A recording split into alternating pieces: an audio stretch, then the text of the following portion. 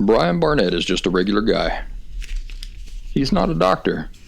He has no legal license in any field of mental or emotional health. Brian Barnett merely shares the insights he's gained from his personal experiences for anybody who may choose to use such information as he or she personally chooses, while accepting full responsibility for his or her own individual thoughts, feelings, behaviors, and actions. Brian Barnett assumes no responsibility whatsoever for anybody's individual choice to expose himself or herself to any information that Brian Barnett shares. And by listening to this program, you're acknowledging that you, and only you, are responsible for your own thoughts, feelings, and actions. Happy Thursday, everybody. Welcome back to The Last Symptom. I'm Brian Barnett. Today is the first day of spring training for Major League Baseball here in the United States. The Boston Red Sox and the Minnesota Twins were playing today in the early afternoon. And guess what I was doing? That's right.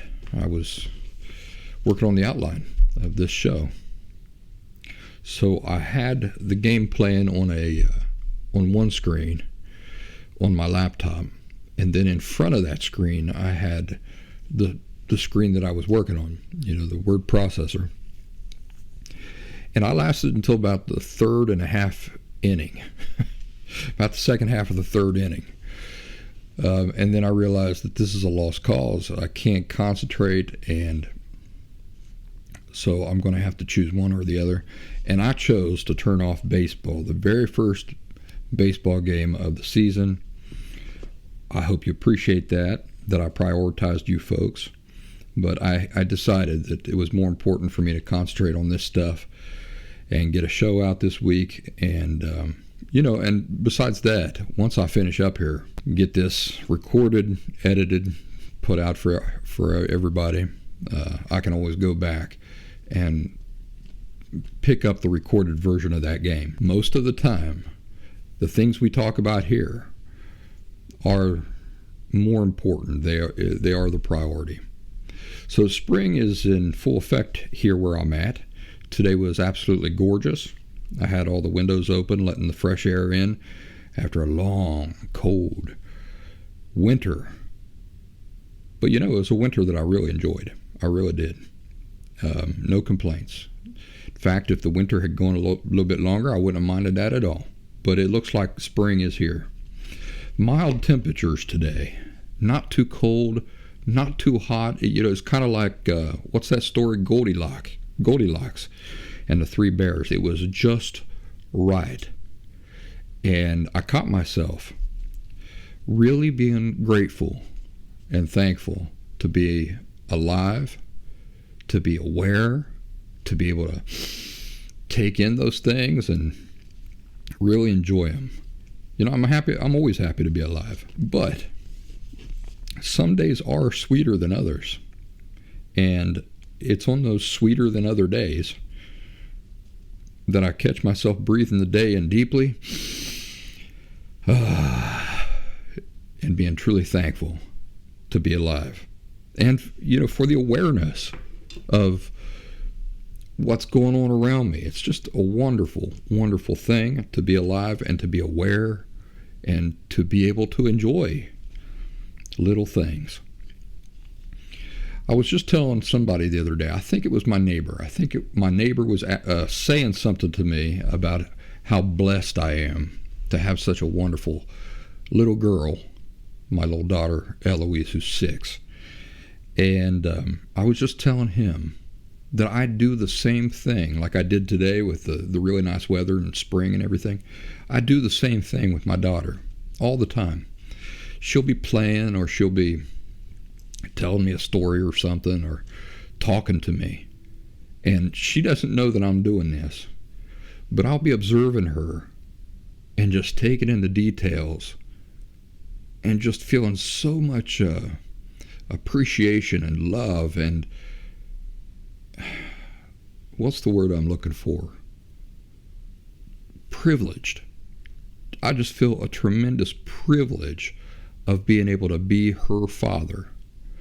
And I take note of these small things, like her little tiny arms at this age of her life, and her little delicate fingers, her mind, the way her mind works, her sense of humor, her intellect, the way she walks and carries herself, and just the things that make her her. And I just stand there sometimes, and she doesn't know I'm doing it, because I'll be answering her question or interacting with her. But in my mind, in private, I'll just be taking all that in and just feel tremendous satisfaction and gratitude. Gratitude is the word. Tremendous gratitude. And you know, as somebody who never had any desire at all to be a dad, I am so grateful that I did not pass up the opportunity to have that life experience. I don't think that I wanted to be a father, or I don't think that I even considered the notion until I was probably 37 or 38. And I've got a story. If you'll stick around to the end of today's show, I got a story to tell you that you won't want to miss. I'm going to make it into a campfire story, but it's a story revolving around the fact that I didn't want to be a dad, and how I remember telling somebody that at a really young age. And anyway, I don't want to give too much away. Stick around to the end. We'll have that discussion. Here's something I don't think I've ever shared with you. So my daughter is my daughter. I mean, I am her father. I'm 100% biologically her father. But although I am 100% biologically her father, I prefer and choose not to view her as quote unquote mine. And the reason for this is because I don't like what happens, just naturally happens to people when we begin to think of other people as possessions. When we begin to think of other human beings as our possessions, she's my daughter, my son, that's my sister. It's possessive.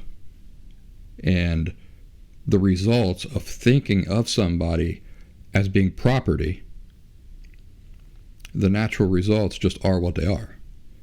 But if you don't think of somebody as being a possession of yours, as being something you own or that belongs to you, you'd be amazed at how this affects you positively and how you treat people more healthfully.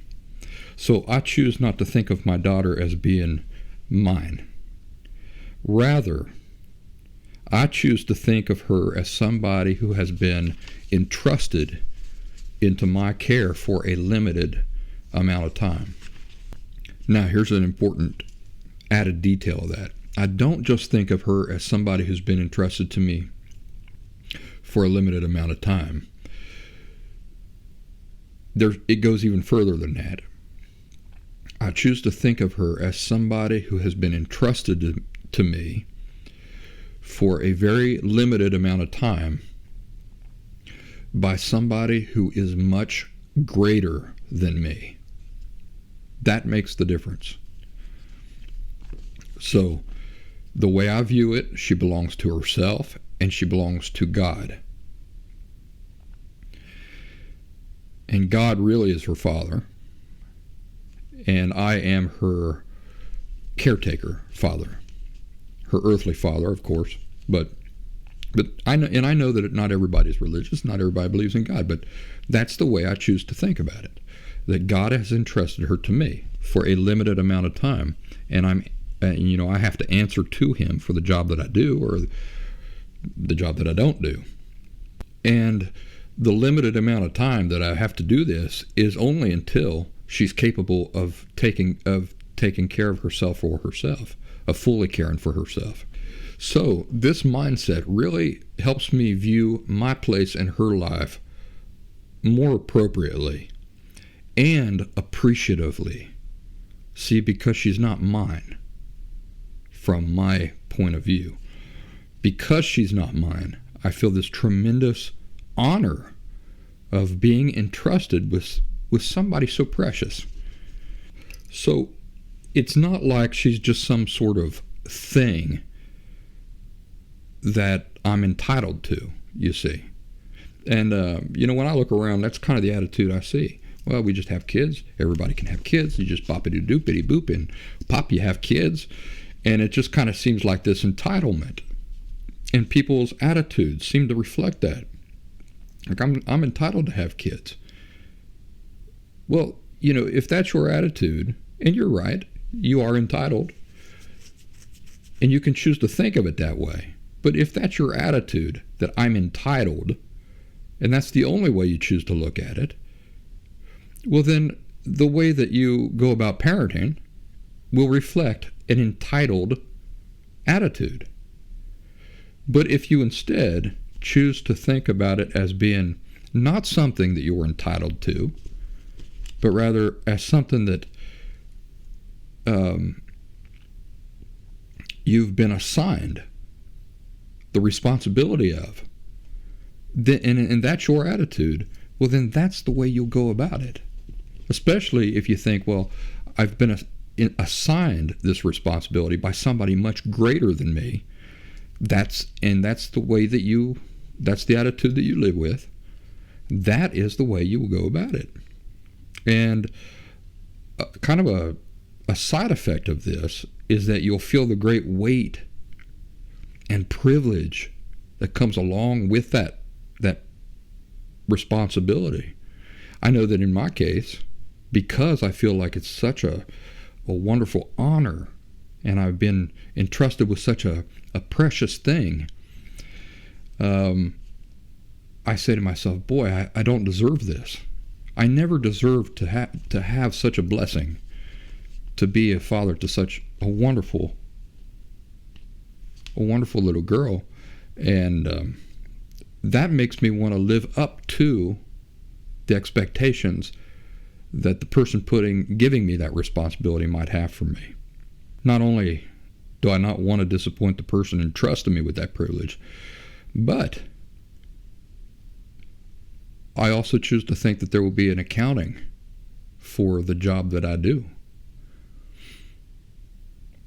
And what will that all come down to? The accounting for the job that I do, whether I do it well or I don't do it well, or I take it seriously or I don't take it seriously. Well, what it'll come down to is how much I care. How much did I care about that responsibility? How seriously did I take that responsibility? So, anyway, this helps me to take great care in my dealings with my daughter and to not take things for granted, like entitlements, like I'm entitled. This conversation is going to lead real well into the next conversation, but before we get into that, let me mention thelastsymptom.com. That's thelastsymptom.com. And that is my website full of resources, both free and paid. Make sure to take advantage of thelastsymptom.com and leave me a donation to support my ongoing efforts if you're so inclined. The Last Symptom Fundamentals course has become a really important feature to my overall goal to help people. It's a 2-week, intensive, pre-recorded online course that's similar to taking a pre-recorded college course online. So it's not scary. It's not difficult. It's just that in this case, instead of learning algebra or string theory, you're learning all the fundamental principles and laws that you need to know in order to eventually recover from emotional disorders authentically and permanently. It's superior to DBT. It works with your personal schedule. I'm the presenter for the full 2 weeks. So go over to thelastsymptom.com, look in the paid services tab, and see if the Last Symptom Fundamentals course is not something that can help you or somebody that you love. Would you like to join our online community? Well, we would love to have you there. The almost 800 members there now would love to have you over there interacting with us. The way you join us is by going to thelastsymptom.locals.com or Download the locals.com app from the App Store and search for The Last Symptom by Brian Barnett. You'll find us. Orange Slices are condensed video highlights of this show in brief, they're about 5-10 minute segments. They appear on Rumble, YouTube, and Locals, the online community I just finished mentioning. I record most episodes of this show now as a video. Some of you are watching me right now, in addition to just the audio-only version. In many cases, I feel like these video episodes are superior in that you can see my gestures, I can convey emphasis with my facial expressions and those sorts of things. I can bring up images up on the screen and those sorts of things. I tell you, I'm not sure which episode it was, but it was about four or five back where I was talking about that model who committed suicide and the reasons for it. That episode, I think, definitely, if you've only heard the audio version of that, that would be worth watching.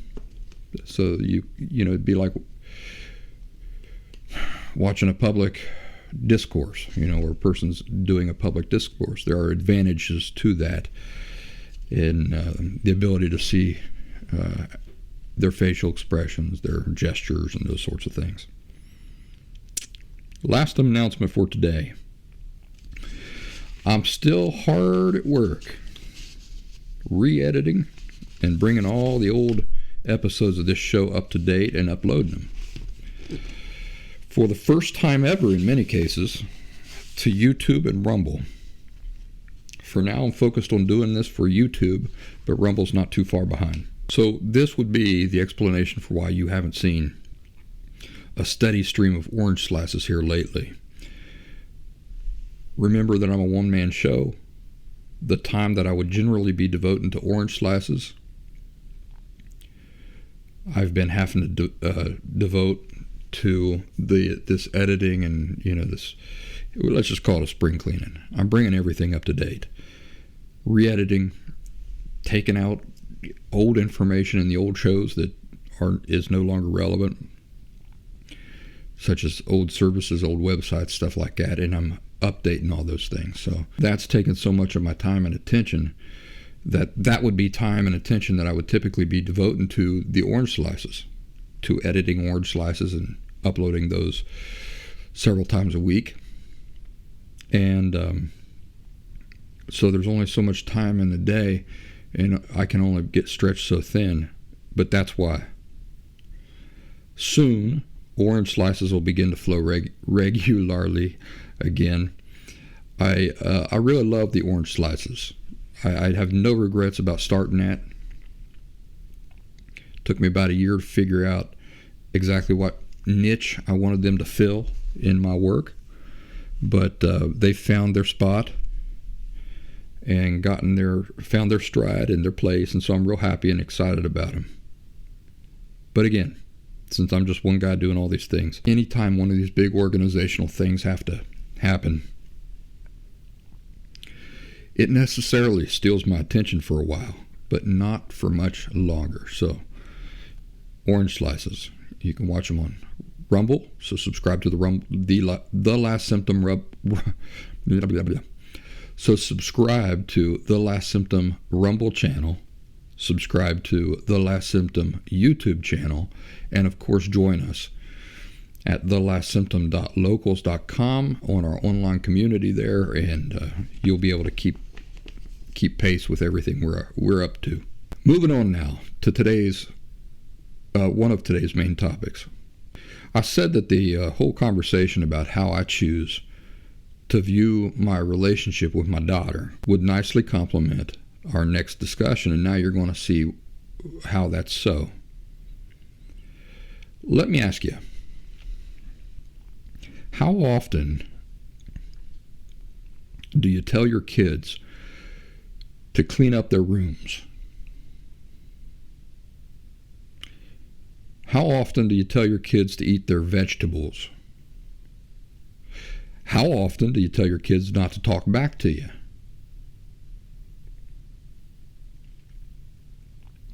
How many times do you check your children's phones or tell them to explain where they've been? Or do you tell them to do their chores? Well, I think all these things just kind of come with the territory, don't they, being parents? Don't you think? I know, for example, that my daughter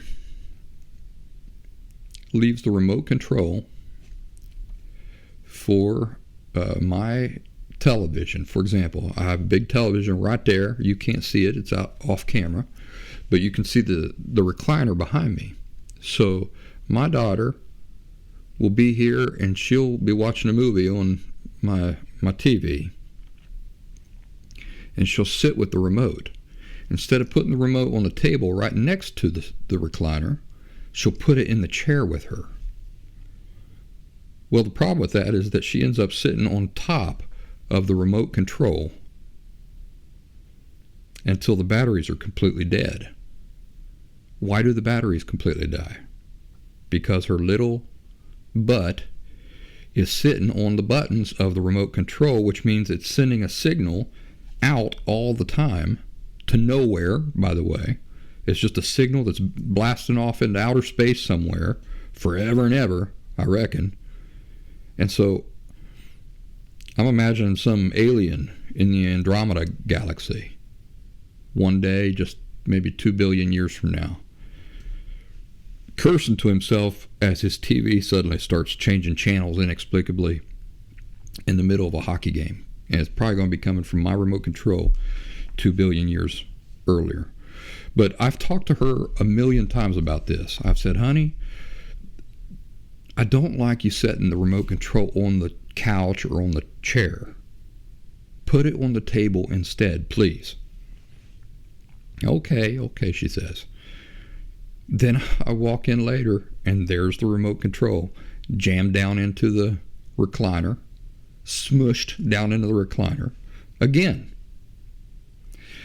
Another big complaint for me that I have when it comes to her is turning things off when you're not using them. Now, you probably think that this is just me being like every other dad who's obsessed with saving energy. Well, that has a little bit to do with it, but only a little bit.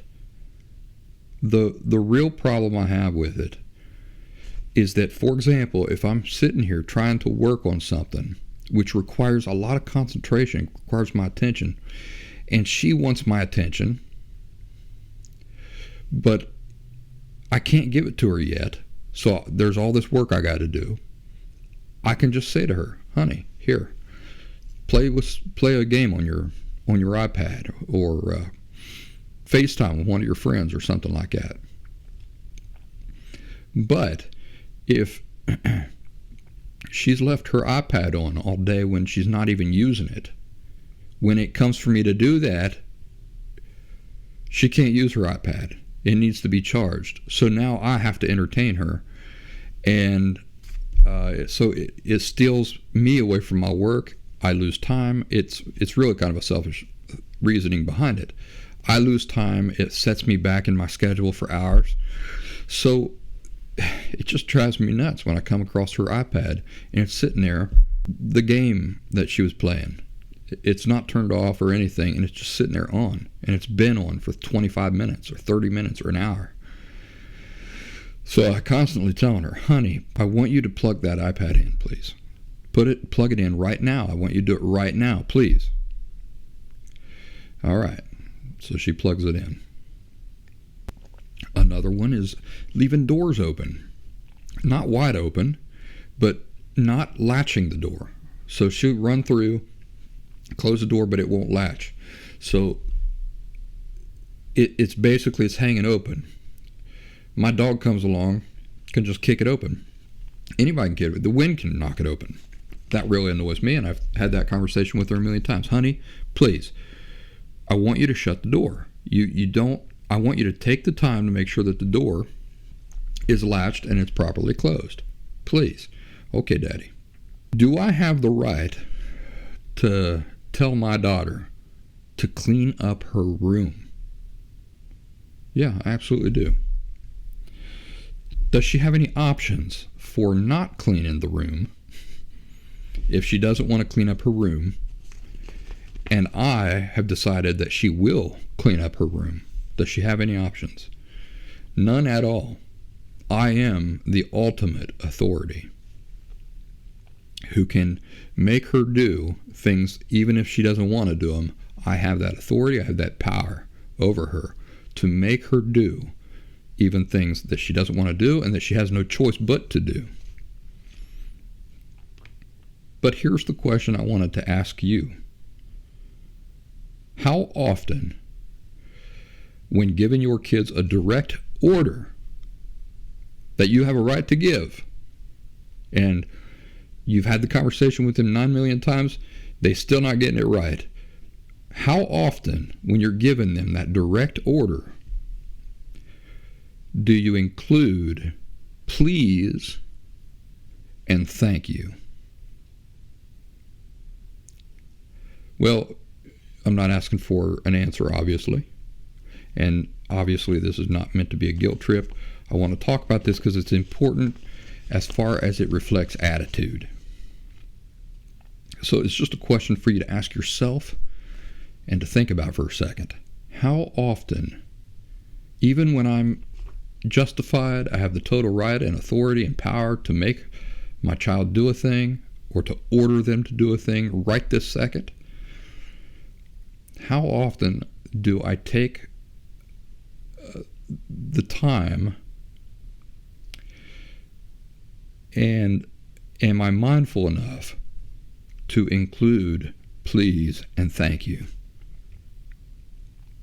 So, for example, my daughter knows that I hate having things under my feet when I'm trying to move around, like her toys, for example, a bunch of junk around my feet. And my daughter, she is, I've never seen anything like it. My floor space can be perfectly clean and clear. She'll start playing, and an hour later, you can't walk through there. I think I've seen Dave, what is his name? The comedian, Chappelle. I've seen Dave Chappelle slip in some commentary about that happening in his life. And it's just infuriating. So my daughter knows I hate to have a bunch of junk around my feet on the floor, toys and that sort of thing. So she knows it very well. We've discussed it many times. And I don't feel at this point like I have to be too sweet, too very awful sweet about it when she junks up the floor with toys, just leaves them there, and then I come along. Because we're way past, we've had the conversation 90 times. I'm not kidding you. So I feel pretty justified and righteous in my calling her to the room and telling her to pick them up lickety-split. And the reality is I am justified in it. And she'll have to do it whether I include please and thank you or not. But I always include the please and the thank you. Saying please and thank you to our kids, even when we're barking out orders, that it has gotten to a point where we're justified in barking those orders. Even when we are barking those orders, take the time to include the please and thank you. Why? Well, ask yourself, what attitude does it reflect when I do that? I'm saying me, but I would hope that you're thinking the question from the first person for yourself. What attitude does it reflect coming from me when I do that? Let's put it this way. In their minds, our children's minds, what attitude does it reflect?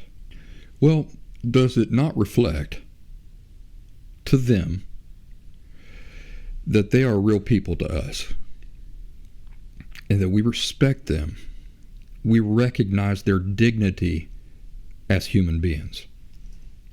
Even when we're having to fulfill our role as disciplinarian or foreman or boss, so to speak, that they have not converted into an inanimate thing to us, or a possession to us, to go along with that discussion we were having earlier. That even when we are angry, we still view them and respect them as human beings. We value them as human beings with inherent dignity that comes along with being a human being. And that they're not just any human being, but they're the human being that we have the honor of caring for. And that they matter to us. They're still valuable to us. They still matter to us. Their feelings still matter to us, even when we're angry. So me ordering my daughter to pick up the toys when I'm angry and justified usually sounds like this. Eloise, honey, come here right now, please. I'm angry. She hears I'm angry. But there's some part of her that heard that please. That it's not insignificant. There's some part of her that heard that please even though I was angry. She's thinking, oh, what did I do? But she's not thinking, what's wrong with me? She's thinking, what did I do? Honey, haven't we talked about this? Well, I want you to pick that stuff up right now. I mean it. You won't be doing anything else until all this stuff is picked up. Please. She starts picking things up. I see her beginning to pick all the stuff up, and I say, thank you. I appreciate you doing that. And I say that as now I turn and I leave to let her finish picking up the stuff that she should have never left there in the first place. Then, later, when she finishes, and she comes shuffling into the other room where I'm working or whatever, I'll say, did you finish? She'll say, yeah, I finished. And that's when I'll thank her again.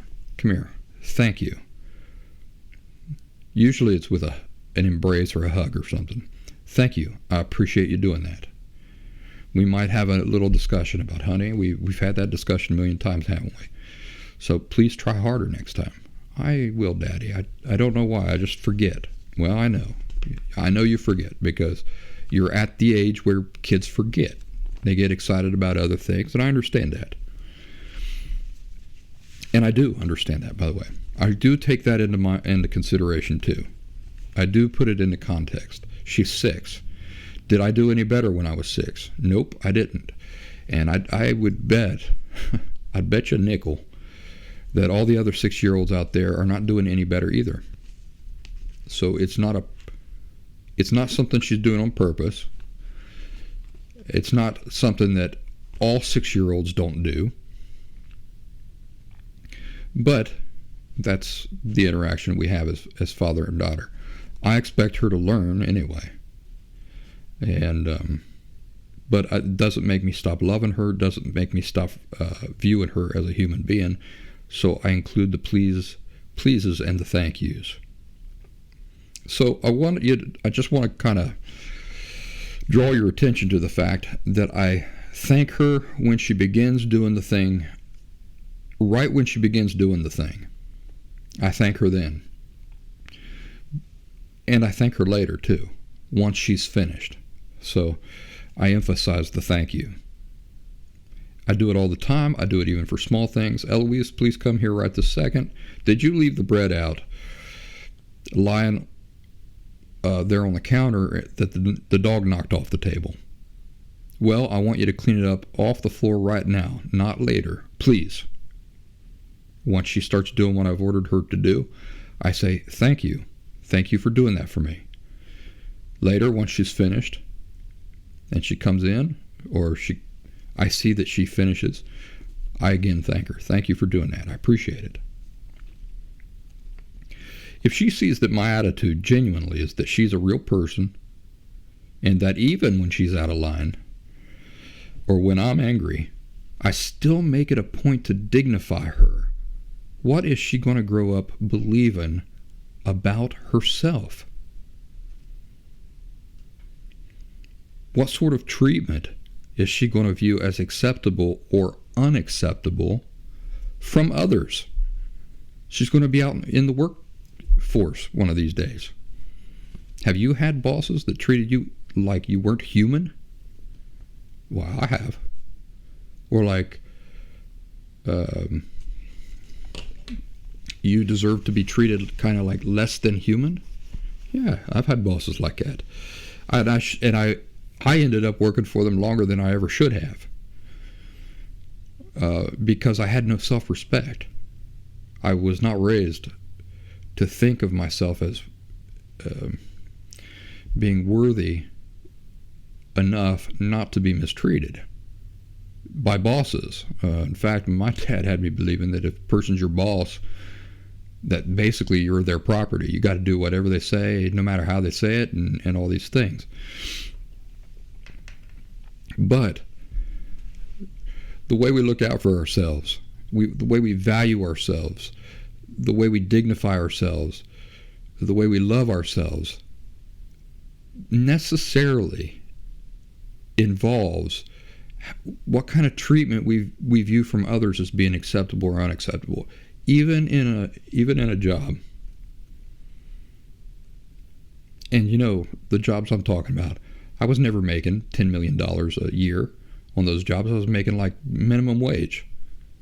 No way should I have ever put up with some of that treatment, because I could have quit and gone and gotten another minimum wage job the very next day. So what sort of treatment is my daughter going to view as acceptable or unacceptable from others? See, that's how I raise her to look out for herself and to stand up for her own dignity, to protect it as something worth protecting. I may not always be around to jump to her defense, and, you know, whether I'm there or not, it won't always be my responsibility to do that for her anyway. So the answer is to raise her in a way that she will naturally stand up for her own self and be protective of her own self-value in these ways. So that's the conversation I wanted to have with you about my daughter. Talked about her a lot today, didn't we? I got to tell you that we just had the time change here in the last, what was it? It was this past Sunday. And I held a very scientific, super scientific poll there on our online community, our Last Symptom online community. Super scientific. And I asked in that poll if people like daylight savings time, the time change, if they don't like the time change, or if where they live there is no time change. You know what the results of that super scientific poll was? Well, I ain't going to tell you. You got to be part of our group. So go over to thelastsymptom.locals.com, join our group, and then you'll know. I can't tell you. It's top secret. But I'll tell you what my answer was. My answer was that I hate time change. And it happens twice a year, and it royally screws up my internal clock. I mean, royally. And so that was Sunday, and I haven't had a proper night's sleep since. And I'm really suffering. And I'll tell you, I feel like kind of like a walking zombie. I cannot catch up to my sleep.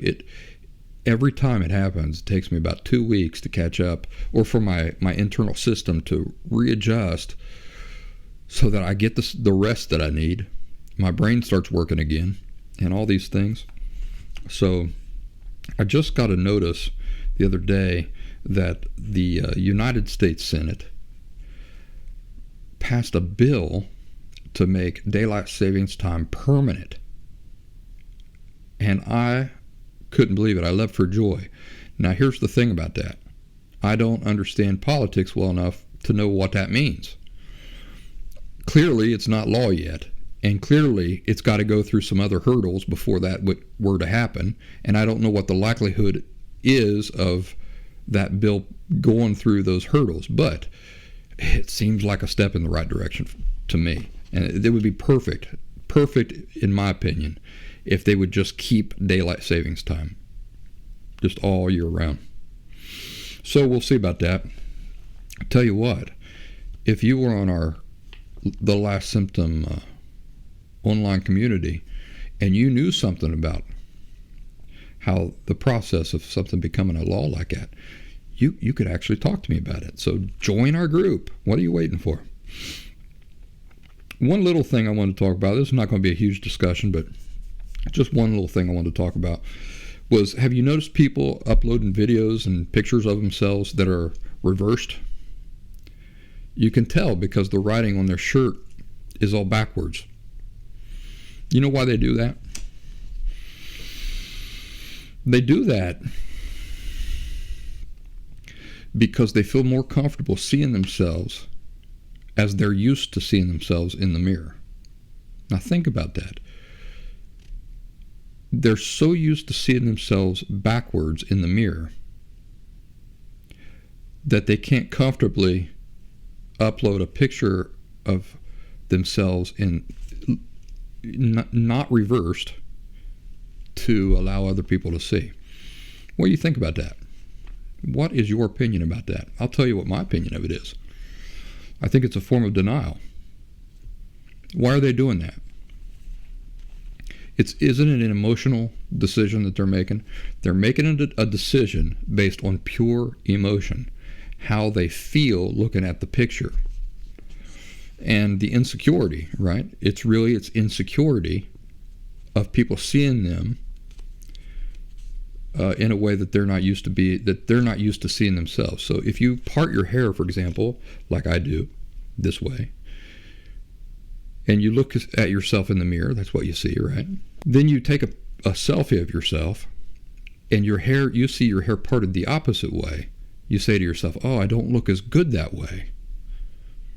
So I don't want to upload that picture of myself looking not as good to me as I think I look with my hair parted the other way.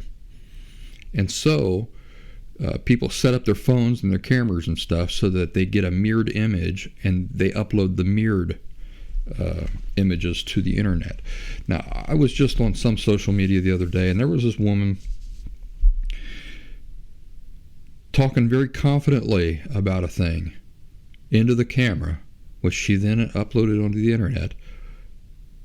But her confidence is undermined by the fact that the writing on her shirt is all backwards. So immediately, all the confidence that she's projected in this video is completely undermined. I'm not buying any of it. Why? Because she's not even secure enough with herself to allow people to see her as she really appears. Now, here's the thing about it. Do you understand that no matter how you feel about, no matter how uncomfortable you feel about seeing yourself in reverse to you, in other words, seeing yourself in the right direction as you really appear to the world, what is healthier? What is healthier?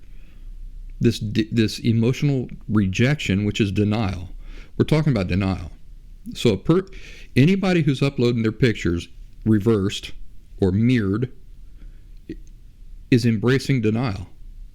They don't want to accept the reality of what just is, that they don't look like that. They look like this, flipped. That's how they really look. They would rather pretend that they don't look like that and embrace the imaginary, non-real version, image of themselves. It's very unhealthy. I mean, there are unhealthier things out there that I could be griping about, but that is unhealthy. It's emotional. It's a form of a denial. It's a form of living in a fake world, of embracing a fake reality. The mirrored version of you is not how you appear in the real world. It's only how you appear to yourself in a mirror. So, what is the opposite of denial? The opposite of denial, obviously, is acceptance. What is acceptance? It's just coming to terms with a thing, whether we like it or not. That's the reality. That's just what it is. Is it ever healthy to live in denial? In small or large ways? Nope, it's never healthy. So if you're somebody who is reversing the images on your camera for uploading to so that other people can see, think about that. Think about that. It doesn't change the reality. Just because you upload an image onto the internet of you as you appear to yourself in the mirror, it's still not the reality. You still don't look like that when you're walking down the street or shopping at the store or any of those things. It's unhealthy. And it's just astonishing to me. There's a time where I probably would have done the same thing, but not anymore. Not since I recovered from emotional disorder authentically. Since I've recovered from emotional disorder authentically, however I appear in real life, I want to know that, because then I can work with that. I can tweak that. But if I just deny that I look that way at all, and I just fix the problem by reversing the camera or the image on my phone, that's just, it's not healthy. That is a rejection of reality. Think about it. That's really what it is. It's a rejection of reality. And, it should tell you something that Apple makes that, well, I'm using an Apple phone, all right, so I'm assuming Apple's not the only ones who do it, but I know that, for example, on my phone, they want to default my phone to that. It's very hard for me to figure out how to undo that mirrored image thing, and it's infuriating for me. I don't want to see myself as I don't look to the world. I want to see myself as I do look to the world. Because what have we said in the past? You can't identify, address, and fix any reality that you deny. So I would always prefer to see the reality and know what I have to work with, what I can make look better, what I can make, or what I might not need to tweak, what I might need to work on, rather than just deny it completely. Now, what I was going to say about Apple is that think about the people working at Apple making these decisions. You think they're healthy? Think they're emotionally healthy? I don't think so. I don't think so if they're enabling people to live in denial about reality. And in fact, the reason they probably include that feature is because they themselves prefer to see themselves in a mirrored way. They would rather pretend that is how they actually appear in reality, pretend it, than just accept that that's not how they appear in reality. Anyway, enough of that. We're just about at an hour, and so I'm going to go ahead and call it quits here. What I wanted to do, and we'll do this next week, is I wanted to share my list of most important words to ruminate over regularly to have the upper hand on life. Now, this is a list that I've been keeping for years, at least since 2014. It's a list I keep on my phone. It's a short list, but I title it My List of Most Important Words to Ruminate Over Regularly to have the upper hand on life. I think you're going to enjoy that discussion. We'll talk about not only the words on my list, but the notes that I have accompanying those words. So, I promised you a story, didn't I? Yeah, I promised you a campfire story. All right, let's go back to the beginning. What were we talking about? Okay, the story about me not wanting to be a dad. All right, well, you're going to enjoy this. I was 11 or 12, and I was talking to a friend of mine named Mark. And actually, Jordan was there too. My old buddy Jordan was there. And there were a few other guys there too. And we were telling jokes. We were all standing around telling jokes. Jordan was like the king of jokes. In fact, I think every joke I've told you folks are jokes that he told me, and I'm simply passing on. So anyway, we were standing around, me and Jordan and Mark and some other friends, and we were telling jokes. Some of them were getting pretty naughty for 11, 12, and 13-year-olds. But anyway, Jordan told this joke that the punchline was that the guy's girlfriend in the joke ended up having a penis. And oh man, I don't remember the joke. I just remember we died laughing. It was the funniest joke in the world, and we were just bent over, howling with laughter. All of us were just bent over howling in laughter, and Mark was standing there not laughing at all. He wasn't laughing at all. He wasn't even smiling. And at one point we stopped laughing. I said, "Mark, what's wrong? You don't get the joke?" And he says, "No, I don't get it." So I said to Mark, "Well, the punchline is that the guy didn't know that his girlfriend was actually a guy, because the guy, he had a penis." And Mark says, I still don't get it." I remember Jordan and me looking at each other like, what on earth doesn't he get about this? And I said, "Mark, women don't have penises." And he said, "Well, yeah, they do." Man, we just about fell over. Mark, I couldn't believe that at this age he didn't know that women don't have penises. So I said, "Mark, no, women don't have penises." And I swear to you, he looked us straight in the eye with a completely straight face, and he said, yeah, they do. My mom has one. I've seen it." At 12, I don't remember what age we were, 12, 11, something like that. I mean, we just about fell over. I'm not laughing, just like in astonishment that he said that. Now, Jordan preferred to think that Mark's mom does have a penis. But I don't think that that's the case, because I've known her for a long, long time. And I've known Mark for a long, long time. And I know that Mark is he's different. He's a great guy, good friend of mine, but he's always been a little, what's the word I'm looking for? A little eccentric, a little slow to some things too, like he doesn't understand the world too much.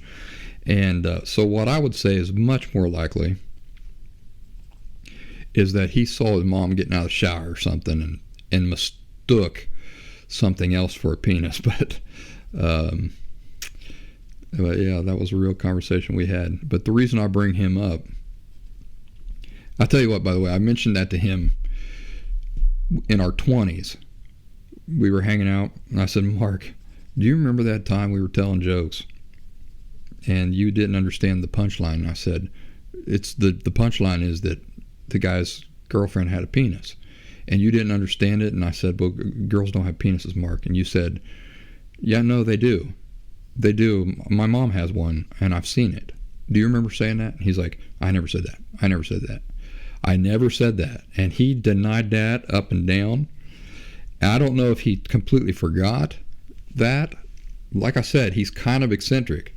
So I don't know if he forgot it or if he was just horrified by the memory of him saying that and being so oblivious to real life or not. But anyway, he denied it to pieces. But the reason why I bring him up was because I remember having a discussion with him one time about what we were going to do with our lives when we grew up. And we were, again, probably only between 11 and 13. We were young, very young. And I asked him, what are your plans? Like, what is your big life goals? And he said, "Well, I would like to grow up, get married, and have children." Let's say we were 12. For me to hear him say that at 12, just, I mean, to me that was the the most crazy talk I'd ever heard in my life. I remember at that age, hearing him say that, I had to question him over and over again about, like, why would you do that to yourself? Because to me, the idea of having children, it was the part about having kids. I said, what is it? Like, why would you do that to yourself? Why would you want to have kids? And he was like, well, I just do. That's what lots of people do. It appeals to me. That's what I want to do. And it was just such a foreign idea. I thought he was crazy. And I remember thinking to myself at that age, I will never, ever have children. Not ever. And I held to that view for, well, a long time. Like I say, till I was almost 40, I held to that view. I did not want to be a dad. I didn't want the responsibility. It did not seem fun to me. It didn't seem like there were any positives about that. It seemed more like like putting yourself in prison voluntarily than anything good. And I'm just so grateful. I am so grateful, first of all, that I didn't have children before I was ready. And I'm so grateful also that I did not miss out on that tremendous honor and that possibility in life, because it has turned out to just be the greatest thing I have ever done. But, make sure, I'm talking to you folks now who don't have kids and are on the fence about something like that. I just want to reiterate that I did not have kids until I was on the far side of authentic recovery from my emotional disorder. It was at that point where I started to realize that now, I'm not going to be a bad father. I'm not going to damage them in the same way that my parents parented. And, I've got a lot of now new, healthy, wonderful perspectives that I know will serve me well as a parent. And the desire was there. The desire had been born inside of me to become a father at that point. So I'm not saying run out and have kids without some conditions. Make sure that you meet some conditions, get healthy. Make sure that you're ready for it. You're truly ready for it. And then if it's something you want to do, I'm telling you, if you're committed to doing it right and being a great dad or a mom, there's nothing else in life like it. It has refined me as a person like very, very few things could. And the greatest thing, really, I think, for me personally in becoming a parent is that before I became a parent, even when I was married, even when I was in relationships with other people, I was still very selfish. I still lived for myself primarily. Becoming a parent for the right reasons when you're healthy really reveals to you the joys of living for things that are beyond just you selfishly looking out for your own interests and stuff like that. It rounds you out as a person, I think. So anyway, that I didn't have any of that planned to talk about, but I think it works, and glad to share it with you. I hope you folks have a wonderful weekend. Take care of yourselves. Do something nice for yourselves, and I'll see you next week. Same place, same time.